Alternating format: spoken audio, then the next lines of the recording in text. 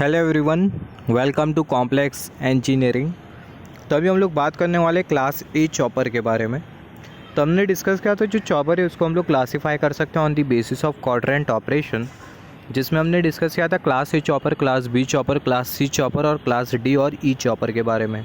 तो अभी हम लोग सबसे पहला बात करने वाले क्लास ए चॉपर के बारे में। तो यहाँ पर ये जो क्लास ए चॉपर है उसकी जो सर्किटरी है वो आपको कुछ इस तरीके से मिलेगी। यहाँ पर ये हम लोग कंसिडर कर लेते हैं सप्लाई वोल्टेज, और यहाँ पर हमने कंसिडर कर लिया ये चॉपर, और यहाँ पर हमने कंसिडर कर लिया यह फ्री व्हीलिंग डायोड, और यहाँ पर हमने कंसिडर कर लिया यह इंडक्टर, और यहाँ पर हमने कंसिडर कर लिया यह रेसिस्टेंस। तो जो क्लास ए चॉपर है उसकी जो सर्किटरी है वो आपको कुछ इस तरीके से मिलेंगी।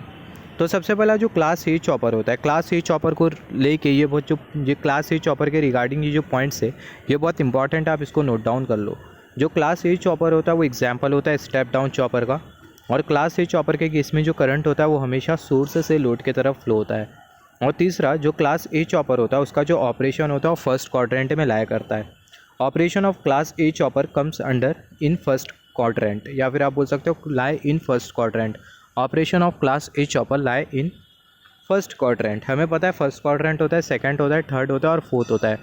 तो यहाँ पर ये जो क्लास ए चॉपर है इसका जो ऑपरेशन है वो फर्स्ट क्वाड्रेंट में लाया करता है। तो यहाँ पर आप देखो ये तीनों जो पॉइंट है बहुत इंपॉर्टेंट है क्लास ए चॉपर को लेके। तो यहाँ पर आप देखो ये जो क्लास ए चॉपर है वो किस तरीके से काम करेगा। तो सबसे पहले जो स्विच है वो क्या होगा, वो क्लोज होगा। तो जब ये स्विच क्लोज होगा तो जो करंट है वो किस तरीके से फ्लो करेगा, जो करंट है वो कुछ इस तरीके से फ्लो करेगा। जो करंट है इंडक्टर के थ्रू फ्लो करेगा, रेसिस्टेंस के थ्रू फ्लो करेगा। यहाँ पर हम लोग कुछ एजम्पशंस कंसिडर कर लेते हैं।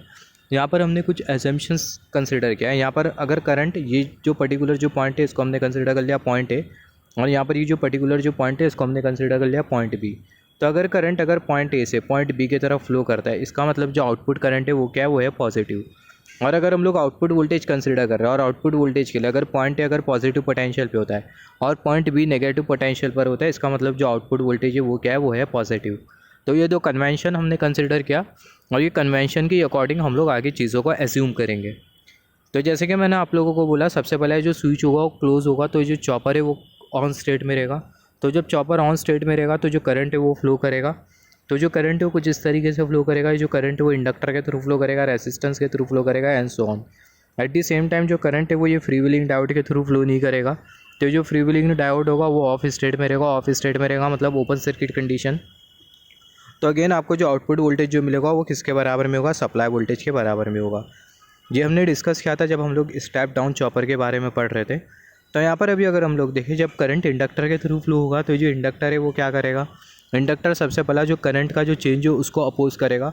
दूसरा जो इंडक्टर है वो एनर्जी को स्टोर करने का भी काम करेगा। और तीसरा ये जो इंडक्टर है इसके अक्रॉस आपको पोलैरिटी मिलेंगी, एक पर्टिकुलर पोलैरिटी मिलेंगी। तो यहाँ पर अभी अगर हम लोग देखें यहाँ से अगर हम लोग वेव फॉर्म के हेल्प से समझे तो यहाँ पर आप देखो यहाँ पर हमने कंसिडर किया यहाँ से यहाँ तक कि जो चॉपर है वो ऑन स्टेट में रहता है। सिमिलरली यहाँ से यहाँ तक कि जो चॉपर है वो ऑफ स्टेट में रहता है। यहाँ से यहाँ तक कि जो चॉपर है वो ऑन स्टेट में रहता है। यहाँ से यहाँ तक के आप देखो ये पर्टिकुलर पॉइंट से पर्टिकुलर पॉइंट के बीच में चॉपर ऑन स्टेट में, ये पर्टिकुलर पॉइंट से ये पर्टिकुलर पॉइंट के बीच में चॉपर ऑफ स्टेट में, फिर ये पर्टिकुलर पॉइंट से पर्टिकुलर पॉइंट के बीच में जो चॉपर है वो ऑन स्टेट में। तो यहाँ पर अभी अगर हम लोग देखें जब चॉपर ऑन स्टेट में रहेगा तो होगा क्या, जब एक्सट्रीमली सॉरी फॉर दैट। तो जो चॉपर है वो ऑन स्टेट में, तो जब चॉपर ऑन स्टेट में रहेगा तो करंट कैसा फ्लो होगा, जो करंट होगा कुछ इस तरीके से फ्लो होगा। जो करंट होगा इंडक्टर के थ्रू भी फ्लो होगा, और जो इंडक्टर है वो क्या करेगा, एनर्जी को स्टोर करने का काम करेगा। और एट दी सेम टाइम ये इंडक्टर की वजह से जो करंट होगा वो एक्सपोनेंशियली राइज करेगा। तो जो आउटपुट करंट है वो आपको कुछ इस तरीके से मिलेगा, या फिर आप बोल सकते हो जो करंट है वो ग्रेजुअली राइज करेगा। तो जो आउटपुट करंट है वो आपको कुछ इस तरीके से मिलेगा। और एट दी सेम टाइम आप देखो जो आउटपुट वोल्टेज है वो आपको कुछ इस तरीके से मिलेगा। जो आउटपुट वोल्टेज जो किसके बराबर में रहेगा, सप्लाई वोल्टेज के बराबर में रहेगा, जैसे कि हमने थोड़े टाइम पहले डिस्कस किया था। तो यहाँ पर आप देखो यहाँ से यहाँ तक के जो चॉपर था वो ऑन स्टेट में था, करंट फ्लो कर रहा था लोड के थ्रू। तो आपको जो output current I not current जो मिला वो आपको कुछ इस तरीके से मिला। आप देख सकते हो आई नॉट करंट आपको कुछ इस तरीके से मिला। और एट दी सेम टाइम आपको आउटपुट वोल्टेज भी मिला जो कि किसके बराबर में, सप्लाई वोल्टेज के बराबर में। यहाँ पर आउटपुट वोल्टेज सप्लाई वोल्टेज के क्यों बराबर में, क्योंकि अगर हम लोग यहाँ पर देखें यहाँ पर ये जो फ्री व्हीलिंग जो डायोड है वो ऑफ स्टेट में, free wheeling diode off state में, इसका मतलब कौन सी कंडीशन हमें यहाँ पर मिल रही है, इसका मतलब यहाँ पर हमें ओपन सर्किट कंडीशन मिल रही है। ओपन सर्किट कंडीशन मिल रही है इसका मतलब यहाँ पर अभी अगर हम लोग देखें यहाँ पर जो आउटपुट वोल्टेज होगा वो किसके बराबर में होगा, सप्लाई वोल्टेज के बराबर में होगा। तो ये रीज़न की वजह से यहाँ पर हम लोग देख सकते हैं जो डॉटेड लाइन आपको जो दिखाई दे रही है वो आपको क्या इंडिकेट कर रही है, सप्लाई वोल्टेज। तो यहाँ पर बहुत अच्छे क्लियर है कि जो आउटपुट वोल्टेज हो किसके बराबर में, सप्लाई वोल्टेज के बराबर में। यहाँ पर आप देखो यहाँ से यहाँ तक के ये पर्टिकुलर पॉइंट से पर्टिकुलर पॉइंट के बीच में जो चॉपर है वो ऑफ स्टेट में, राइट, जो चॉपर है वो ऑफ स्टेट में। तो जब ये चॉपर ऑफ स्टेट में आ जाता है तो जो इंडक्टर ने जो एनर्जी स्टोर किया था जब चॉपर ऑन स्टेट में था और ये इंडक्टर के थ्रू करंट फ्लो कर रहा था, तो जो इंडक्टर ने जो एनर्जी स्टोर किया था अभी वो जो एनर्जी इंडक्टर रिलीज़ कर देगा, जिसके वजह से होगा क्या, ये वाले लूप में करंट फ्लो होने लगेगा। जो करंट है वो फ्री व्हीलिंग डायोड के थ्रू भी फ्लो करेगा अपोजिट डायरेक्शन में, जो करंट है वो फ्री व्हीलिंग डायोड के थ्रू भी फ्लो करेगा और जो फ्री व्हीलिंग डायोड है वो कंडक्ट करेगा। यहाँ पर अभी अगर हम लोग देखें, हमने डिस्कस किया जब इंडक्टर एनर्जी को रिलीज़ करता है तो ऐसे केस में क्या होता है, करंट फ्लो करता है और वो जो करंट का जो नेचर होता है वो डिक्रीजिंग होता है, मतलब वो जो करंट है वो डिक्रीजिंग नेचर का होता है। तो जो आई नॉट करंट है वो आपको कुछ इस तरीके से डिक्रीजिंग नेचर का मिलेगा, आई नॉट करंट आपको कुछ इस तरीके से डिक्रीजिंग नेचर का मिलेगा।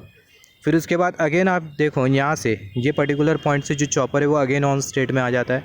तो यहाँ पर ये जो स्विच है वो क्लोज हो जाएगा, तो होगा क्या, जो करंट है वो इंडक्टर के थ्रू फ्लो करेगा और यहाँ पर अगेन जो इंडक्टर है वो क्या करेगा, एनर्जी को स्टोर करने का काम करेगा और एट द सेम टाइम जो इंडक्टर है वो चेंज इन करंट को अपोज भी करेगा, जिसके वजह से होगा क्या, जो करंट है वो कुछ इस तरीके से राइज करेगा, कुछ इस तरीके से राइज करेगा।